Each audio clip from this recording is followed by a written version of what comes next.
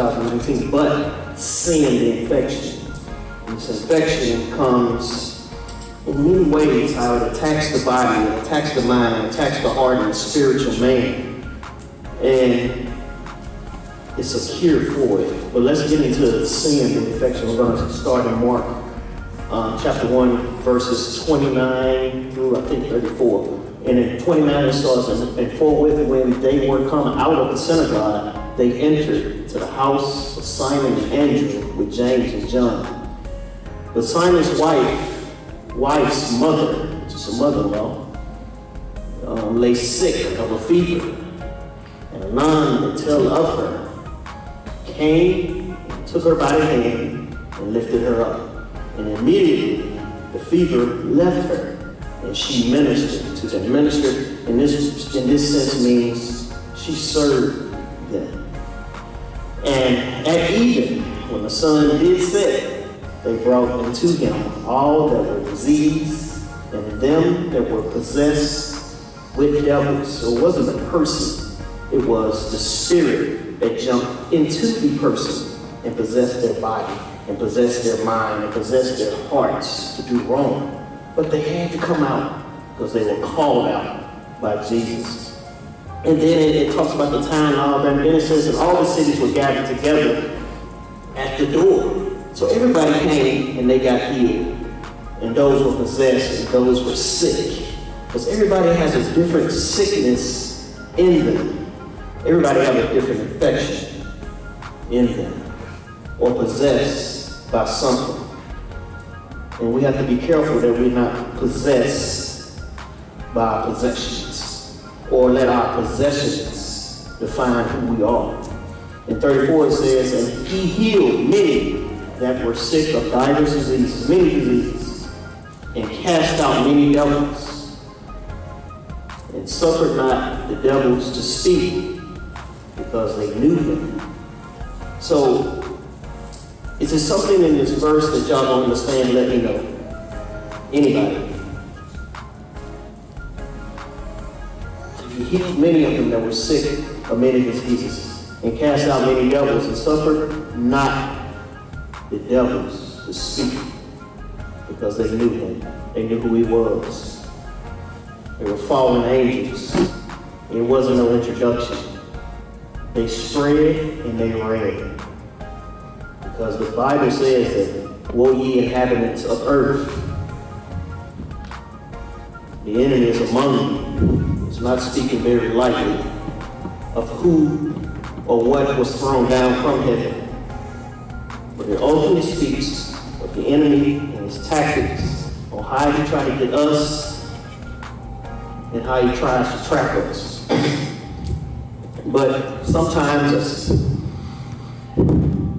as people,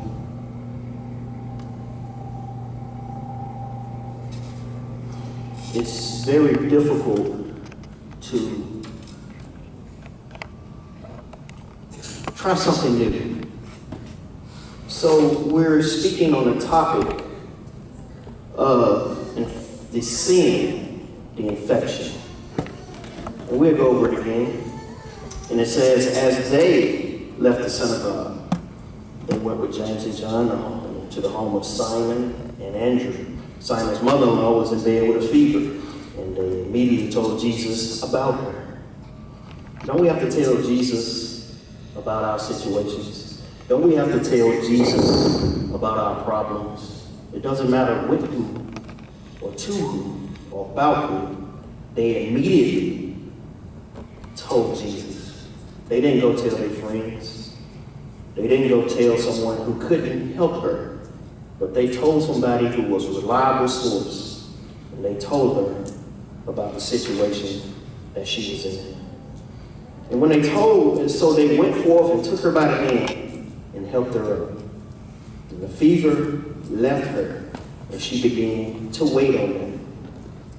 That evening, after sunset, the people brought to Jesus all the sick and demon-possessed. This is New International Version. At first we read the King James Version. This is kind of to pull these verses apart. I don't want to just run through this. I want to just pull these verses apart so we can have a deeper understanding of who Jesus was and what he did to these people. And it said this evening after sunset, the people brought to Jesus all, not some, not one, not two, not half. It said all of the sick and demon-possessed. The whole town gathered at the door, and Jesus healed many who had various diseases. He also drove out many demons, but he would not let the demons speak because they knew who he was. Didn't you wish you had the power to stop the enemy from speaking bad things into your life like Jesus did these demons? Because they knew who he was. But you do possess the same power that Jesus has given you to stop the enemy from talking to you. But he will always try to approach you in several ways. Many of us have adolescent ways, we have children ways, and we always think that the devil comes in different ways. Sean, give me some music that the devil probably like. You think he put it up? Don't think so?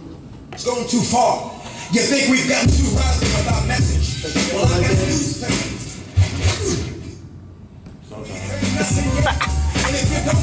Devil coming in for him. But see, as adolescent, I think he coming like this. See, y'all thinking the devil coming in many forms. He ain't coming like this.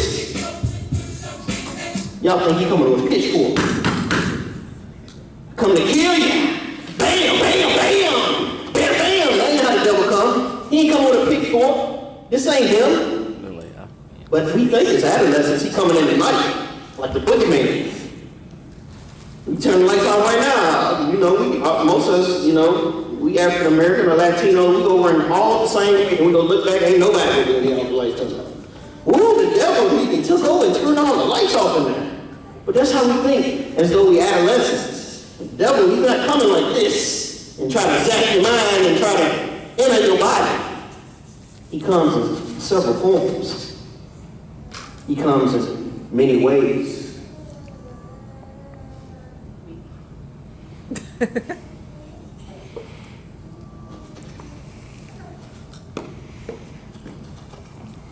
To each of us, the devil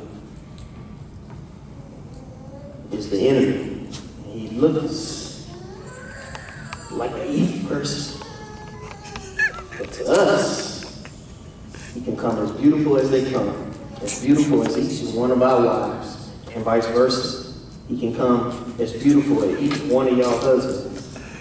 And he can enter in and talk to that person and get close. That's how the devil operates. He doesn't operate on strangers. He operates on familiarity. Because we as a people, we love familiar situations. We love familiar surroundings. That is how he enters into us. Boom, boom, boom. That's what he thinks the devil is. Boom. That's what most people, they view the devil as adolescents. And they get scared. And they think the devil will come bouncing through with some Little John and Eastside boys. And keeping it crunk. And coming with the darkness. That's what y'all think. Y'all think he'll come in bouncing. Y'all think he's coming in dark? No, he can disguise as light. He used to be the light bearer. That's why the new term, he lit. It's lit up in here. Let's go have a good time. That's the favorite word, lit. But the devil, he can come in many forms. He can come in many disguises. He can enter in different ways of our lives. He doesn't come in a way that we're unfamiliar with. Because he knows that we don't like unfamiliar. We don't like to be uncomfortable. Because if we were to be uncomfortable people, we'd be farther than we are. We'd be farther in our businesses. We'd be farther in our marriages. Because uncomfortable is a breeding ground for success. Uncomfortable is a breeding ground for us moving forward. Because everything cannot go as scripted. And Jesus, he heals everyone in his time. Jesus can heal everyone in every time. But he heals the ones who come to him. and who have faith and believe that they will be healed. But what happens when sin is invaded into the body and causes a spiritual infection? Infection means, an infection is an invasion of an organism's body tissue by disease-causing agents and their multiplication and the reaction of the host tissues to the infectious agents and the toxins they produce. So in other words, infection, it gets into your body and it sits there and it eats away in different body tissues and different agents, and they multiply and they cause a chain reaction because they've invaded your body and they're trying to form a new DNA inside of you. Infections is a disease known as a transmissible disease or a communicable disease. So infection can be transmitted or it can be a communicable disease. It's illness resulting from an infection. So when you speak of infection and we compare it to sin, this is how sin invades man. This is how sin gets to each and every one of us. At first it's something small, it invades us, and it doesn't make us sick. So when sin in the spiritual realm, it invades the body, it invades the mind. And it invades your mind, and in your body, natural defenses, just like in the flesh. Infection come in, your body natural defenses will fight your infection. And for a time, you won't see any signs and symptoms. You won't see any problems that are at hand in the flesh. Because your body is fighting off that infection. In the spiritual realm, it's the same way. This sin, this little small infection, it starts to get into your spiritual man. Starts to get into the spiritual man. And then you start having problems. And then the body, you can't fight off what the problem really is. But at first it does. You can turn away from a couple things. This is the devil trying to test you. He knows your vices. He knows your weaknesses. In your spiritual realm, this infection will try to invade your body. Will try to invade your soul. And try to invade your mind. Because sometimes you can tell your mind, no, I'm not going to do that. It's going to be a problem later on in life. But in the flesh, infection can be localized to an extremity or body part without first spreading to other parts of the body. The start of sin is an infection that starts off as a pimple, and it gets spread or infected if we keep picking at it or we keep revisiting that pimple. The same way in the spiritual realm. It's a small pimple at first until you keep picking at it. And spiritually, you keep revisiting something that is not good for you. You keep revisiting, you keep picking at it. It will start to fester. And as flesh, at first it feels good to scratch it when it's infection. It calms it down. But what you actually are doing, you keep revisiting the problem instead of getting the problem cured. So when you scratch, you start to spread your infection. And at first it was localized in the fleshly form. But in the spiritual form, it was localized at first. Ava, come here. Bring up here. So in the spiritual form, it was localized at first in your mind. And then it starts to spread because you can't fight it. You can't get off your natural defenses. It can't fight it. It starts to spread. In the flesh, you start scratching it. And in the spirit, you start scratching it too. You start thinking about it. You start envisioning doing wrong. Because the devil knows your vices. For a man, it may be anything. Maybe a woman. Maybe a woman, the devil will send the right size to you. He gonna send everything, right size, right look, and he'll run by you. And you do everything to keep your head straight. So this is all what the enemy tries to do is distract you. The enemy is sent up by you. And before you know, you even did this. Oops. You got to take a look. Just like women, y'all have y'all hair. Let a fine dude walk by. You flip your hair, you're going to take a look. You scratch your head, girl, you're going to take a look. But the enemy knows your vices. Is that what you do? And he knows what ticks you. And he knows which way to make your head turn to keep your eyes off of the prize.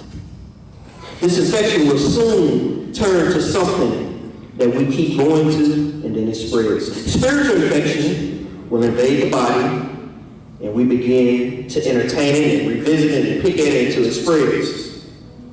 We know we need to go to the doctor or Jesus, but we tell ourselves that we can stop this infection, we can stop this problem, which can be an addiction or a problem that will slowly spread because we have ignored the signs and symptoms that we were or are hurting ourselves. The more we stay away from the doctor, who is Jesus, the worse the infection gets. In the flesh, we are bad about not going to the doctor. We got all these home remedies cooked up at home. Girl, take some turpentine. Girl, take some Scotch and lotion. Take some 666s, or don't take some castor oil. Rub a little Robitussin on it. Rub a little ice-hide on it. Whatever y'all got, homemade remedies. Some old time, some old school stuff. We all got it. It all been passed on. Take some honey and put a little look in it. Girl, you'll sweat it out. Man, you'll sweat it out. But it's only one who can cure your problem. And it's only one who can cure what is really going on in your life. And spiritually, we have to visit Jesus when we have a problem in our life. Because he won't settle for half doing and half fixing the infection. Because he is here to eradicate the infection. Some infection is localized. This is in the flesh to an extremity or a certain body part. For the spirit, an infection is localized in the mind of a person, and it's not yet spread to that person's heart. But they that are about to sin or have a vice or wrongdoing or infection, they will have a problem eventually when it starts to be etched in your heart. So a man thinketh, so is he. So if in your mind, it will eventually spread to your heart. And this spread can always be a problem. But in the flesh, this infection, when you don't go see the doctor, when you do not go see the doctor, will spread throughout the body systemically. And you will have a super infection. And will make you septic and toxic that the body will try to fight off until it has been overcome by the infection.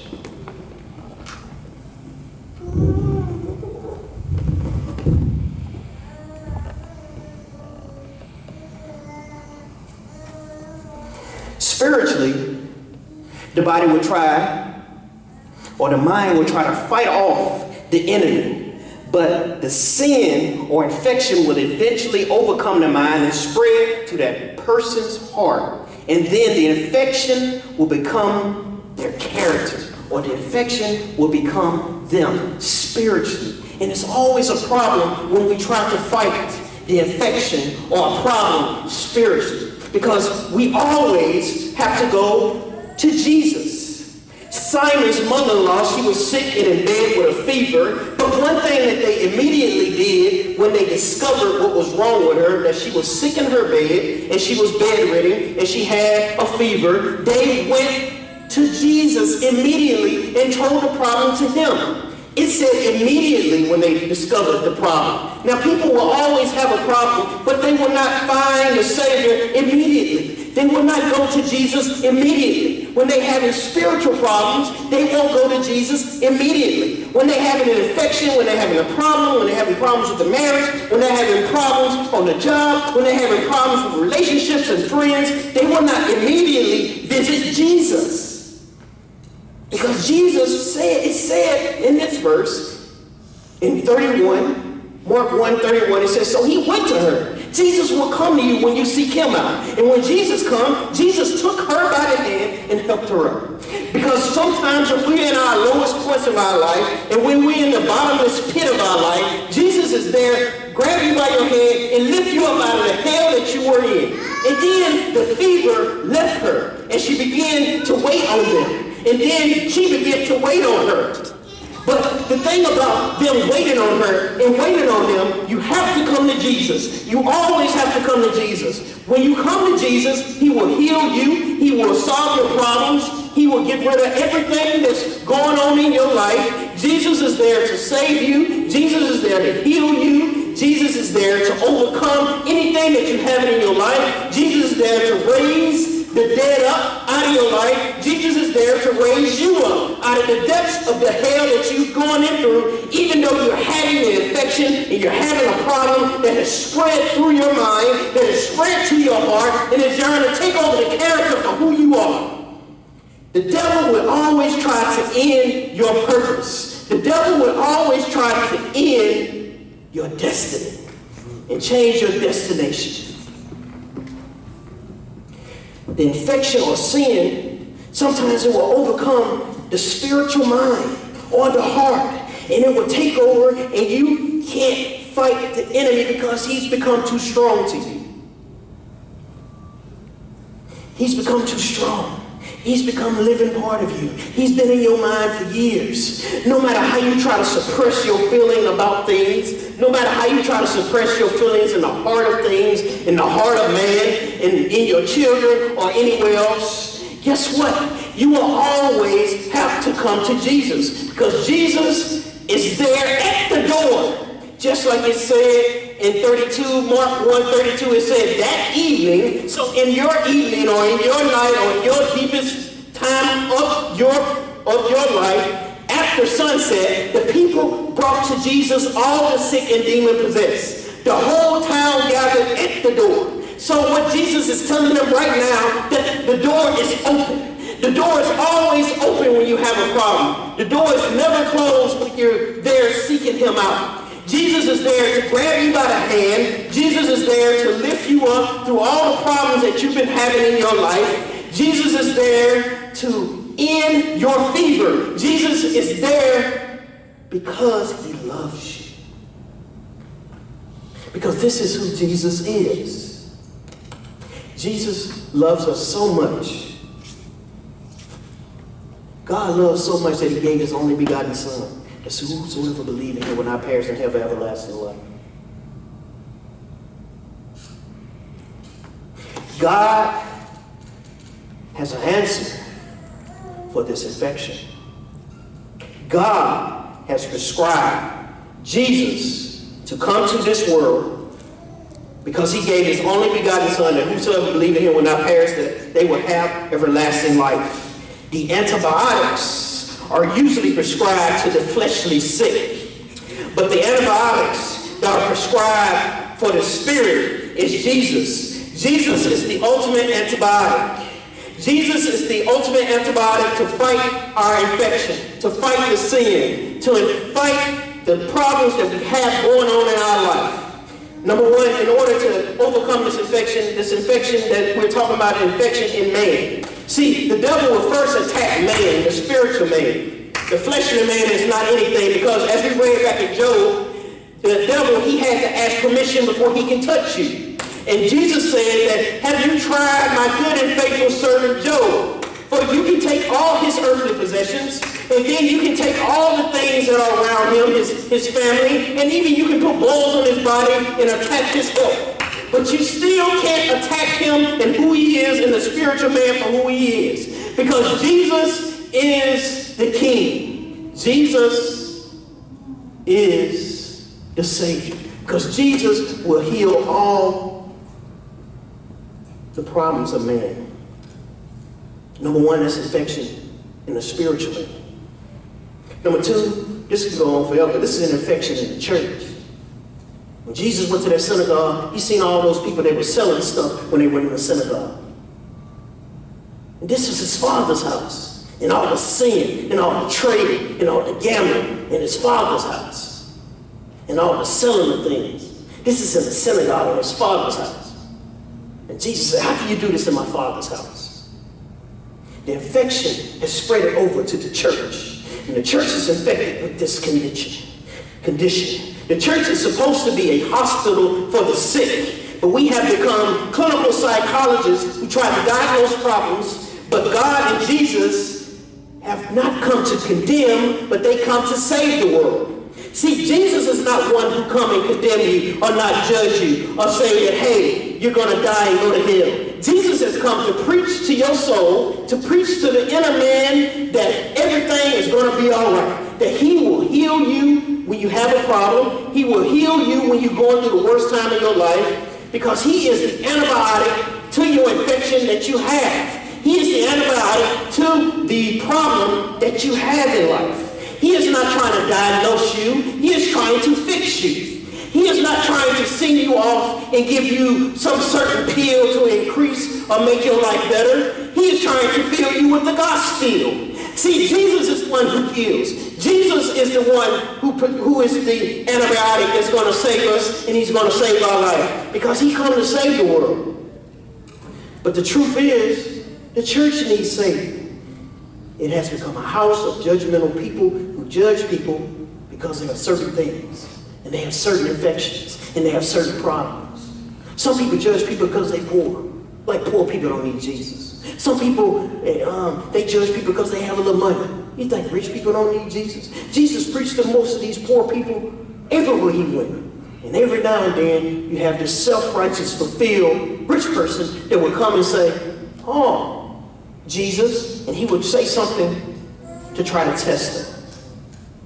And I don't care what council you're in, Jesus is here to send you to another level of your life and past your understanding.